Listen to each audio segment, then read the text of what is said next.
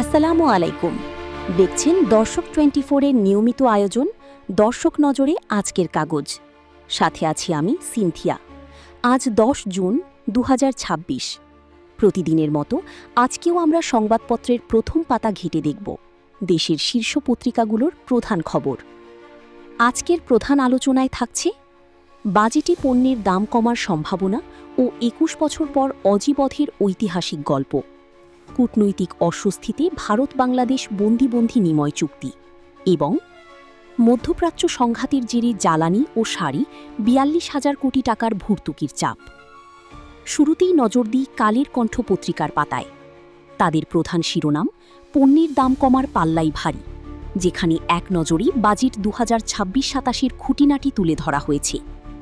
এই পাতার অন্য একটি বড় শিরোনাম হল নজরদারির ফাঁকি চলছে প্রেসক্রিপশন বাণিজ্য। আর ক্রীড়াঙ্গনের সুখবরটি হল 21 বছর পর অজিবধের গল্প, যেখানে অস্ট্রেলিয়ার বিপক্ষে বাংলাদেশ ঐতিহাসিক জয় পেয়েছে। এবার নজর দিই যুগান্তর পত্রিকায়। তাদের প্রধান শিরোনাম পিছনে গভীর ষড়যন্ত্রের আভাস, বন্দি নিময় চুক্তি মানছে না ভারত। এছাড়া প্রথম পাতার আরেকটি আলোচিত শিরোনাম হল ইসলামী ব্যাংকের ভবিষ্যৎ বিএনপির হাতেই নিরাপদ, যা জামাতের উদ্দেশ্যে সংসদে দাঁড়িয়ে বলেছেন অর্থমন্ত্রী। আর প্রশাসন ও উন্নয়ন নিয়ে একনেক সভায় প্রধানমন্ত্রীর বক্তব্য, প্রকল্পের মেয়াদ বৃদ্ধি কার গাফিলতিতে তাকে শাস্তি দিন। সবশেষে নজর দিই দৈনিক ইত্তেফাক পত্রিকার পাতায়। তাদের প্রধান শিরোনাম মধ্যপ্রাচ্যে সংঘাতের মূল প্রভাব জ্বালানি, সার ও মূল্যস্ফীতিতে, যেখানে বলা হয়েছে তেল, গ্যাস, বিদ্যুৎ ও শাড়ি অতিরিক্ত ভর্তুকি লাগবে ৪২,৬০০ কোটি টাকা।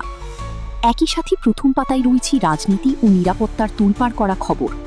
নাবিল গ্রুপকে দেওয়া ৭০০ কোটি টাকা নির্বাচনী তহবিলে, যা স্বরাষ্ট্রমন্ত্রীর বক্তব্যের পর চ্যালেঞ্জ ছুড়েছেন ডক্টর শাফিক। আর আন্তর্জাতিক দিবসে প্রধানমন্ত্রীর বক্তব্য, নারীর ক্ষমতায়নের উজ্জ্বল প্রতিচ্ছবি শান্তিরক্ষা কার্যক্রম। আজ পালিত হচ্ছে জাতিসংঘ শান্তিরক্ষী দিবস। প্রিয় দর্শক, এই ছিল আজকের এই পেপারগুলোর প্রথম পাতার প্রধান খবর। আজকের মতো দর্শক নজরে আজকের কাগজ এখানেই শেষ করছি। প্রতিদিন সকালে পত্রিকার খবর পেতে সাবস্ক্রাইব করুন দর্শক 24। দেখা হবে আগামীকাল। ভালো থাকুন।